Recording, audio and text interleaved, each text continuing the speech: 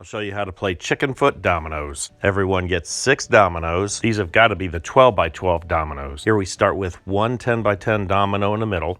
Each person plays a domino they have that has a 10 on it. Play until you've got 6 10s around this one. Now you can extend out. That is until somebody else plays another double domino. Then everybody's required to play until you have 3 of those chicken feet around it. Now you can continue to expand out. That is until somebody can play another double domino. And you got to make another chicken foot. The goal of the game is to get rid of your dominoes. When somebody gets rid of all their dominoes, then you have to add up a score. You want to get rid of all your dominoes that have a big number on them. You don't want to be stuck with a 12 by 12 domino. Worst domino to be stuck with is this double blank one. That one's worth 50 points. The double 12 is worth 24. You count the dots and that's how you get your score. After 12 games of this, you add up your score and the one with the lowest score wins. You start off the game, you start off with a 12 by 12. Next game's 11 by 11. You keep going down till you have 12 games played. Add up the points and the one with the lowest score wins.